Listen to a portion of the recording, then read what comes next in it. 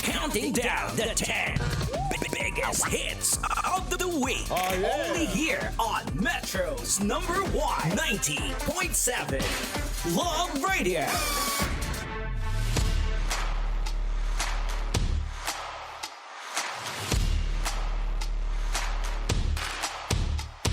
Give it a quick check. Metro Manila, it is now 47 minutes after 11 o'clock at welcome back once again to Love Radio Top 10 Countdown. At eto na nga ang pinakahihintay nating lahat. Ladies and germs, mga kabisyo, welcome po. Kasama po natin dito live in flesh ang mga naggagandahang mga kababaihan. It's so welcome, of course, the group they call themselves Kaya!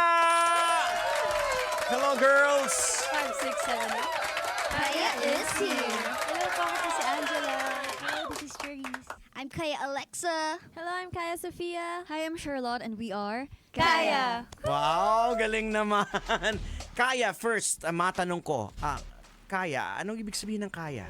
Ang kaya po, it came from a Cebuano word, kinaiya, which means inner character, and yung Filipino word po na kaya, which means you can do it.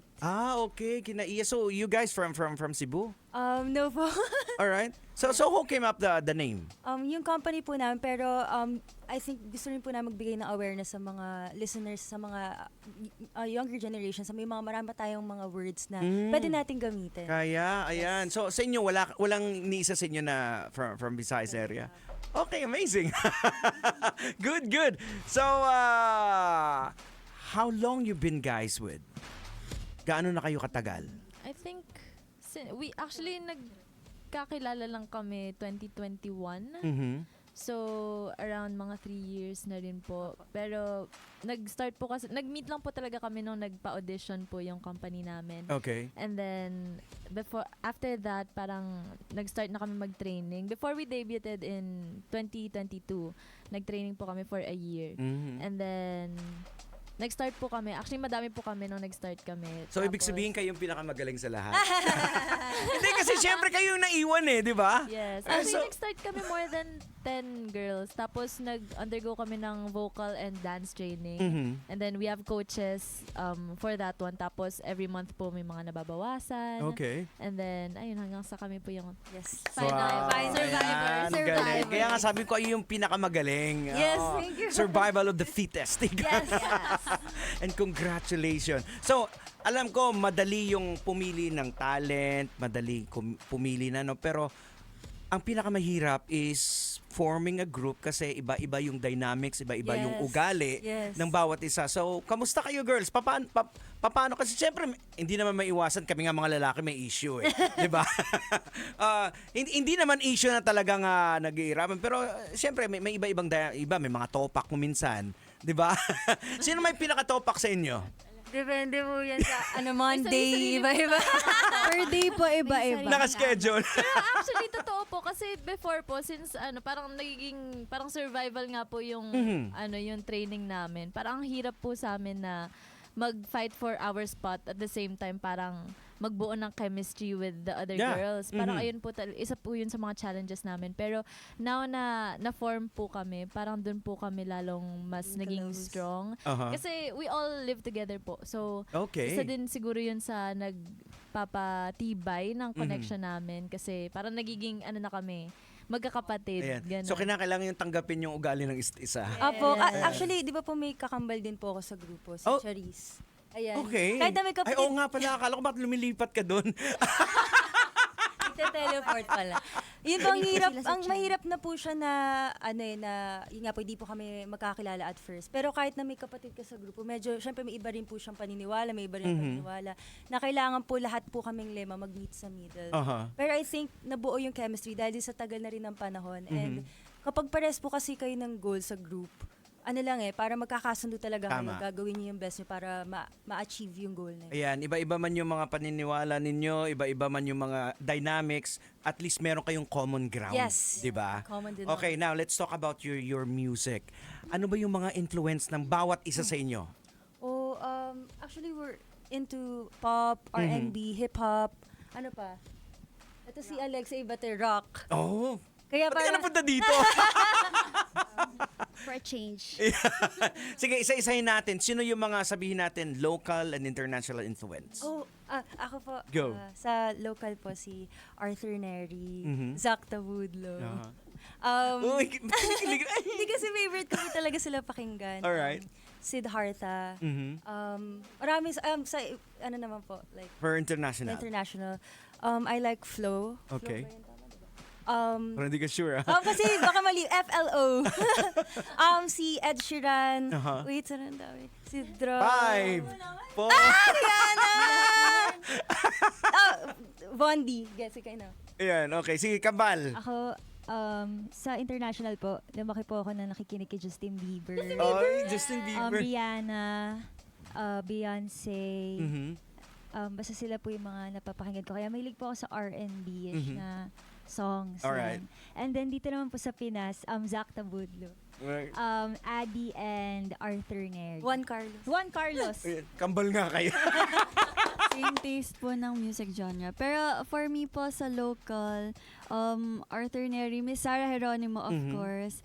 And sino pa ba? Siddhartha, Clara Benin. Ayan, more on indie pop po ako pagdating sa local. Pero pag sa international scene naman po, more on pop. Like Ariana Grande, Nicki. Mhm. Ayan, sila Yeah.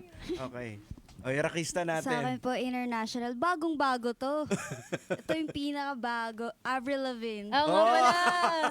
Oy, old school yan, ha, mga, di ba? Simple Plan, yung mga ganun. Mhm. Tapos, si Lady Gaga. Mhm. Tapos sa local po, si Casey Tandingan, Sargien Constantino. Alright. Yes, yun po. Ako naman po, very like pop. I'm a pop girly. Mhm. So, parang sa local, ayan po sila, Miss Sarah G, Okay. KZ Tandingan also. And then for international, Sabrina Carpenter, Mhm. Olivia Rodrigo, Chappell Roan, and actually Tate McRae also. So yung mga my pop girlies. Alright. We also like to listen to K-pop po. K-pop. Ayun, K-pop. Blackpink, Twice, New Yan. Jeans. Isa rin Alright. po sila sa mga nag-influence sa amin to, pursue this dream of us. Like, Okay, maging idol po so talaga. that makes me think na yung genre ng music nyo, pop na may tama ba, may halong swag ng pag hip hop Yes. or yung sauce ninyo, parang ganon, because of your influences. Yes. Now let's talk about your song. Your new song is Walang biruan. Walang Biruan. Seryoso lang. Ayan, walang biruan. Okay, seryoso tayo, walang biruan. Sana po kami. Tell me about the song. Who wrote the song first pala?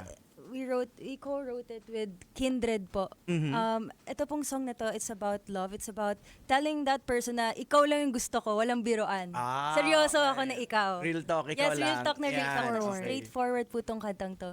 And ayun nga po, masaya na po kami nung ginawa po namin to.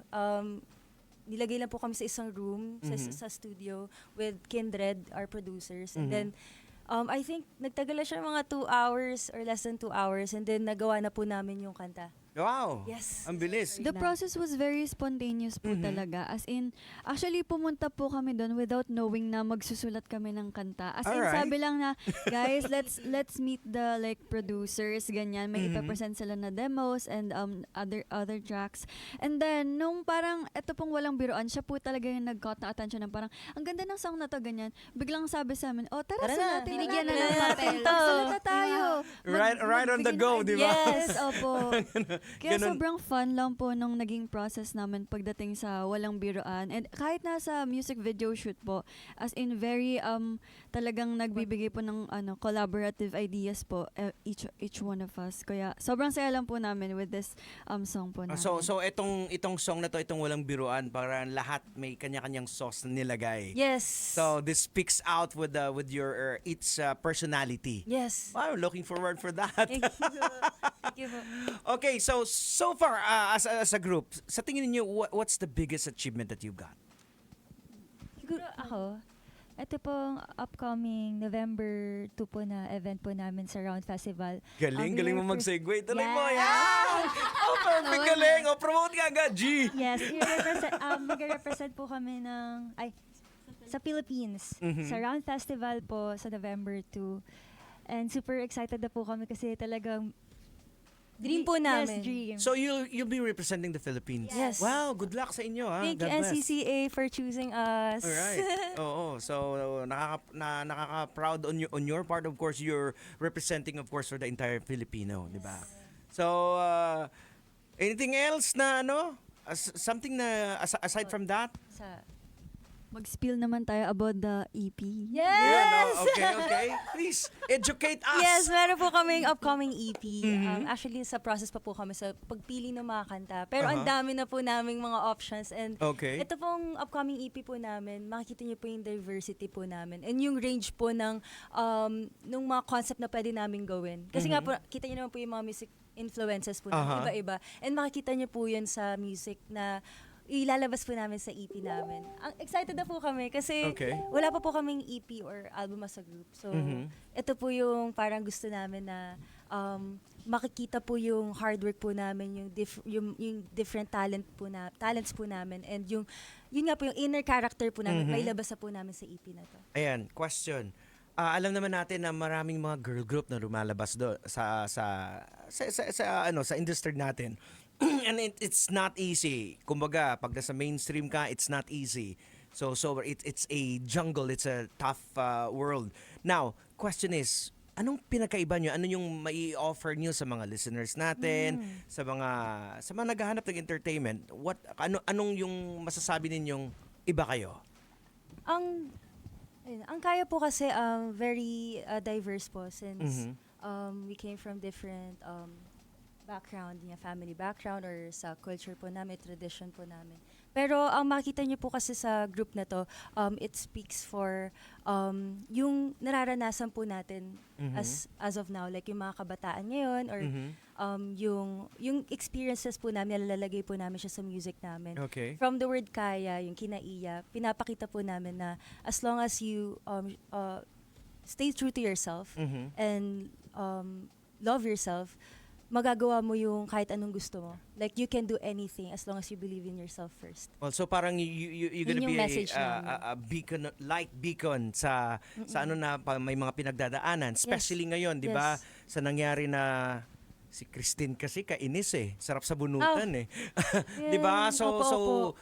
we are broken hearted because sa Yes. nangyari doon sa Bicol, sa Batangas, and some parts of Quezon, I guess. So parang you guys parang as your group, 'di ba? Na kaya natin bumangon. Kaya ito magkakasama. Ayan, Like, we're always here for Pilipino you guys. tayo. Okay. Kaya po sa yun po mga nasalanta po ng bagyo, nandito po yung kaya, we are praying for you guys. Sana okay lang po kayo. About the other group, anything that you want to say sa mga nakikinig sa atin ngayon, may mga pinagdadaanan as a member of Kaya Group, sort of word of encouragement, perhaps? Go? Yeah. Sabi mo, kaya yan. Sa mga po may mga pinagdadaanan po everyday, always magtiwala po sa sarili na kaya niyo po itong lagpasan. And lagi po tayo mag-pray. Yan, pinaka-importante. Yes, mag-pray po tayo. And also sa mga taong kaya po mag-help po sa nangangailangan po, kaya po natin sila tulungan kahit sa small ways lang Exact. po. Ayun. Yan. So, anything else? Wala na? Gusto ko lang din po sabihin na, yung simple ways, yung simple gestures, malaking tulong na po yun sa mga nangangailangan. And lagi natin iisipin, it's not a bad life, it's just a bad day. Yeah. And always think na, ang bawat araw bago simula, yun po talaga yung, Yeah. every day is a new beginning, you just have to take the first step. Yan. At Yun bawat lagi. nangyayari sa buhay natin, it teaches us lessons. Yes. Kahit maging itong mga unos na to, it teaches us lessons. Actually, isa sa mga lesson na nakikita ko dito, bakit binaha? Kasi malapit na yung eleksyon. Yes. So dito, lalabas, makikita natin yung mga politician nagsiserve, how they serve. Iboboto mo pa ba sila uli? Sort of that, di ba? So, things na tinuturuan tayo ng lesson. So, kinakailangan din natin during the bad days. Dahil alam mo naman, eventually kaya yan di ba? Malalagpasan yan Pinaka-importante, during the bad days, you pick the lesson, di ba? Yes. And bring it home and live with it, di ba? Yes. Para next time, kaya na. Yes. Yes, totoo yan. Okay. Now, ngayon, hihingan ko kayo, hindi pwede, hindi namin pinapalagpas dito na hindi kami mabibigyan ng sample. Pwede ba Okay. akong makapag-request sa inyo? Sure. Alright, so ladies and gentlemen, sa mga nakikinig sa atin ngayon, here we go. Live in flesh, Kaya. 1, 2, 3, go. Alam mo ba na ikaw lang ang hinahanap ko? Saan man magpunta, tangi sa'yo lang patungo. I don't know, pwede ba? I won't know, kailan pa na tayo lamang di walang kasama. Ikaw, ikaw, ikaw, ikaw, ikaw laman ang puso't isip ko. Sa'yo, sa'yo, sa'yo, sa'yo ako pinagtagpo. Sa'yo, sa'yo, sa'yo, sa'yo, walang biro, walang biro, walang biruan. Wow, galing naman! Solid! Grabe, galing, galing, galing. Napakagaling. So, again, I'll give you this opportunity to thanks for those na sumuporta sa inyo with all the sacrifices na ibinigay ninyo. Alam ko, hindi madali. You've done a lot. Ang dami yung sinakripisyo para mabutong grupo na to. So, mga gusto niyong pasalamatan, go ahead. Una sa lahat, gusto po namin pasalamatan yung Zaya na nanonood po ngayon, nakikinig po ngayon. We're very grateful po sa support ninyo. Bawat isa, gusto po namin kayo pasalamatan. At sana nasusuklian po namin to sa pamamagitan ng music po namin. And of course, sana okay lang kayo. We would do our best to help you guys sa mga nangangailangan. And andito lang yung kaya, yung music namin to comfort you. And we're just here. We'll do our best and will not take for granted your support. Yan, masaya lang po kami na nandyan kayo. Yes, and of course to our family, friends, loved ones, and of course to God. Thank you so much for your unconditional love. We are very, very grateful to be with you in this journey. So maraming salamat. Mahal namin kayo. Yes! Thank you so much. And again po, gusto na po namin i-take the opportunity to promote our social media accounts. You can follow us on our social media accounts. Just search for Kaya Official PH, and Kaya members. You can also listen to our songs on Spotify, Apple Music, YouTube Music, and all music digital streaming platforms. Yay! Thank you po! Yan. Wala na kayo nakalimutan? Wala na. Again, yung i-represent niyo yung Philippines once again? On November 2 and 3 po yun, yung ASEAN Round Festival sa Lao PDR. So we will be representing the Philippines. So panoorin nyo So, guys. how can we support you guys? Like, meron bang broadcast I think yun? may broadcast po siya. Partnership po siya with KBS. Okay. So, for more information, you can just visit our pages, our Kaya Official PH, and also yung pages po ng Round Festival. Alright. So, good luck to you girls. Thank and you so much. malay natin, next time, yung song nyo makapasok na sa top 10 namin. Well, good luck. At sa lahat po ng mga tagapakinig natin ngayon, once again, live in flesh, Kaya. Ayan. Wala na nakalimutan, wala magtatampo. Wala naman po. Sure. Okay, so here we go. Ito, pakinggan po natin buong buo dahil alam ko nabitin kayo doon kanina. So here we go. Here's a song coming from Kaya with title ay Walang biroan. Ayan, here we go. Kailangan pa bang i-memorize yan?